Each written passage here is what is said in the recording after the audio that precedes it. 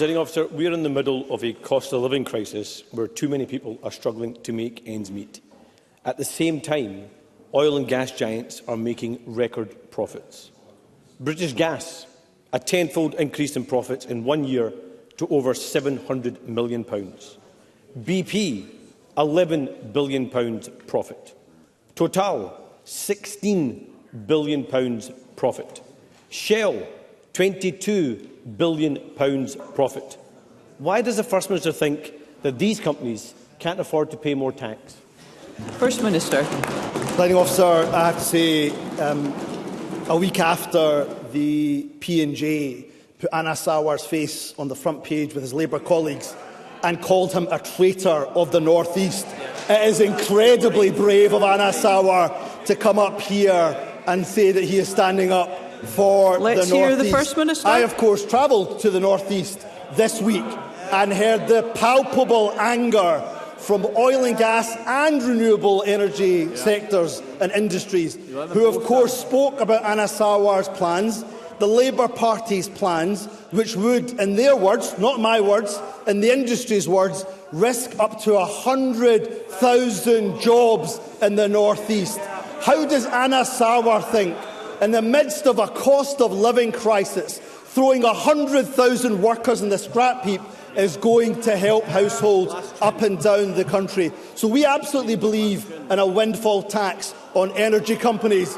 What we don't believe in is Anas Sarwar's and Labour's hear the First Minister. Aggressive plans to raid the North East so they can build new nuclear power plants in England. So we won't allow it. We won't stand for it. We'll stand up for the North East. Anas Sarwar can't even stand up to Keir Starmer, Presiding Officer. Anas Sarwar. Presiding Officer.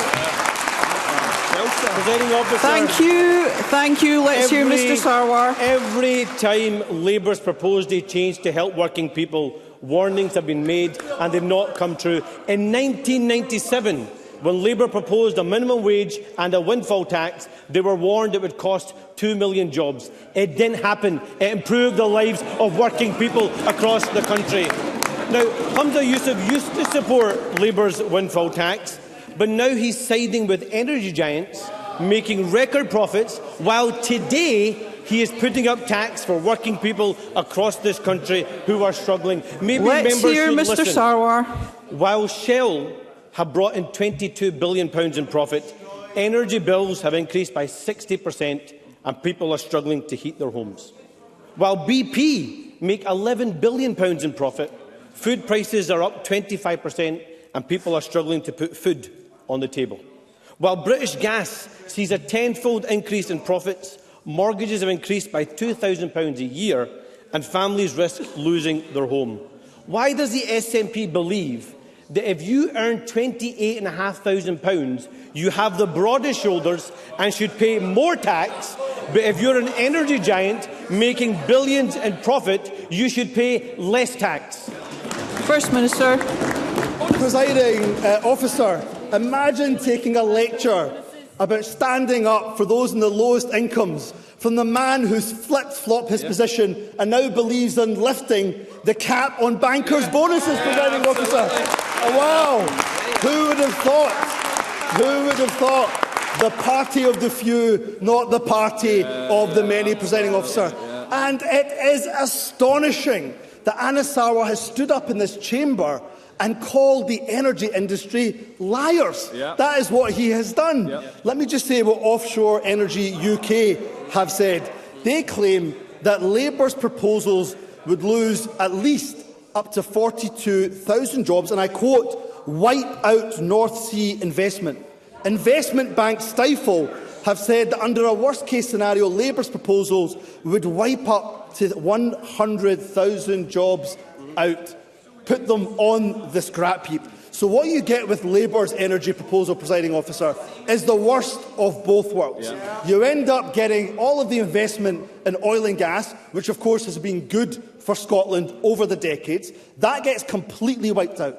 And then what does Keir Starmer do? He dumps his £28 billion a year Green Prosperity Fund. Yeah. Scotland's energy should be in Scotland's hands, because successive Westminster governments have raided the North East, have raided Aberdeen, have raided our oil and gas revenues, and not a single penny has been invested back into the people of Aberdeen or the North East. And for that, Anas Sarwar should stand up and apologise. Anas Sarwar. Presiding officer, I can't wait to present the choice at the next general election between the SNP and the Labour Party. Let us hear. I can't wait. Mr. Sarwar. Sorry. Let's ensure that we can hear one another. Mr. Sarwar. I was just saying, Presiding Officer, I can't wait to present the choice to the Scottish people come to the next general election, because firmly the SNP on the side of energy giants making billions and Labour trying to bring down people's bills and on the side of working people. But let's be clear what Labour's windfall tax on record profits of energy giants will be spent on. It will mean more jobs, lower bills, greater energy security and delivering a just transition for Scotland. It will mean investment in GB Energy, Let us hear Mr. Sarwar. A publicly owned energy generation company headquartered here in Scotland. It will mean investment in our ports, in onshore wind, offshore wind, green hydrogen, carbon capture and storage, and strengthening our supply chains. It will mean creating 50,000 new jobs in Scotland. So isn't it the case that the Scottish people have a choice?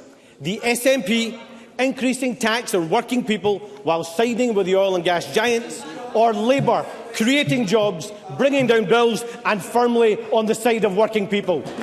First Minister. Presiding officer, first can I remind Anas Sarwar, when he talks about people in the midst of a cost of living crisis, he now has flip-flopped his way to being in a position where he believes on retaining the cap on the child benefits, but wants to lift the cap on bankers' bonuses, presiding officer. It is utterly outrageous. And let me say to Anas Sarwar, when I was in Aberdeen earlier this week, I can't wait to go head-to-head with Anas Sarwar in Aberdeen on the general election. And in fact, he can debate the oil and gas industry and renewables with me in Aberdeen any and every single day of the week. And Anas Sarwar claims that the Labour and incoming Labour government will make all sorts of investments. First Minister, if you just give me a moment. They don't like it, presiding officer. They don't like it one single bit. First Minister, just give me a moment. Let's ensure we carry on our proceedings with courtesy and respect. Let's ensure we can hear one another. And Anas Sarwar claims that there will be a whole range and raft of investment from an incoming Labour government. Of course, what is obvious, presiding officer, is the branch manager didn't get the memo that the £28 billion has been dumped. So not a single penny of that investment is going to be coming to Scotland. So, presiding officer, successive UK governments have taken £400 billion in today's prices in oil and gas revenue, raided the North Sea as a cash cow without investing a fraction of it back in the North East and back in Aberdeen. With Anas Sarwar's plans, you end up with 100,000 workers on the scrap heap and no investment in our net zero ambitions. Isn't it about time that Scotland's energy was in Scotland's hands, presiding officer?